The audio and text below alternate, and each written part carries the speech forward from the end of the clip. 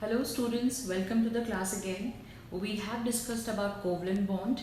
Now as the chapter is all about carbon and its compounds, so first of all we have discussed about covalent bond. Now we'll discuss about carbon.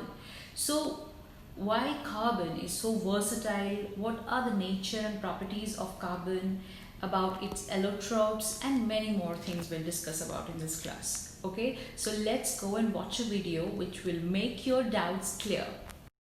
What is the similarity between a sugar grain and a diamond?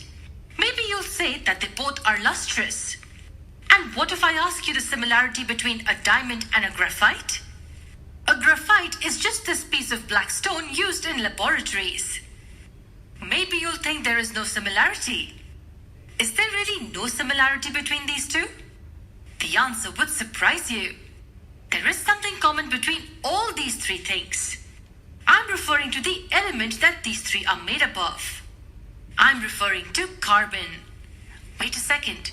Are we saying that the sugar, the radiant diamond, and graphite are all made up of carbon? Absolutely. In fact, diamond and graphite are almost pure forms of carbon. They are majorly made up of carbon with a few minuscule elements that come as impurities. But how can there be so much difference in the looks of different materials made up of the same element? How can it be possible that the substances made up of the same element, carbon, appear totally different? And wait, they also have different chemical properties. The looks are different, the chemical properties are different, but they're made up of the same element, carbon. Is this some kind of magic? Well, the magic lies in the element itself. The element carbon has several interesting properties, and that's what makes it special. It is capable of forming bonds with most of the elements. That is the reason why carbon compounds are quite commonly found everywhere. But did you know that carbon is actually present in very small quantities in the Earth's crust and also in the atmosphere? That's the irony. In spite of being present in almost every compound around us, carbon accounts for almost less than 1% in the Earth's crust and in the atmosphere. But have you ever wondered what makes carbon so unique? What gives carbon the capability to have so many different properties? Let me give you a hint. Can you tell me what are the chemical properties of elements based on? Yes, they are mainly based on the atomic number. The atomic number is the number of protons in the atom. And why is it so? Because the number of protons in an atom is equal to the number of electrons in it. Right?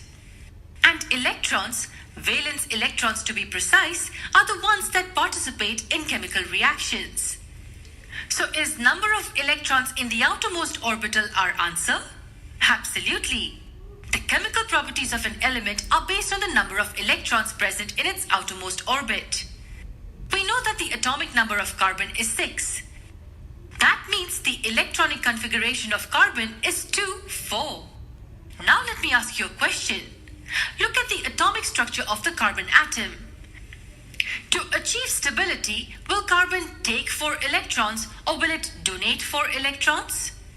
Well, the simplest way to achieve the octet state will be by sharing electrons. This gives us the answer to many queries. Yes, the fact that carbon can share its outermost electrons with any other element gives it the capacity to form chemical bonds with various other elements. Now let's meet in the next video wherein we will learn about. Students, through this video we understood that carbon can make covalent bonds with different kind of elements. Let's know something more about carbon. As we know that carbon can exist more than one physical form of it. So that is called allotropes of carbon, an element which can exist more than one of its form. So let's see. Here, one carbon atom is attached with 4 other carbon atoms, which makes diamond very hard. Here you see one carbon atom is attached with 4 carbon atoms. Can you see this? Each carbon, yeah, that is graphite. See, it's a graphite, the second allotrope.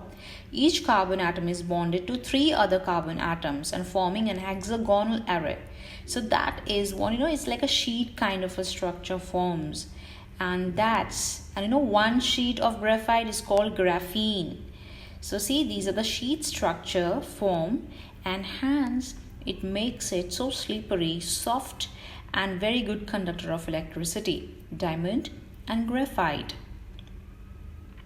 There's one more allotrope, that is Buckminster fullerenes. Diamond is the hardest substance and graphite is the smoothest and slippery. A good conductor, see? So these are the properties, students. Diamond, they are hardest.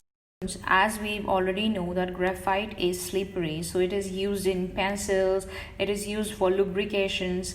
The third allotrope is fullerene, Buckminster fullerene, and this is also very important allotrope of carbon which is used for cancer treatment. Students, so here we understood all. I hope I have helped you to understand all the allotropes and about carbon. So somehow we are very much near to know about carbon. In next classes, we'll study about their bonding, their structures. So take care. Bye-bye.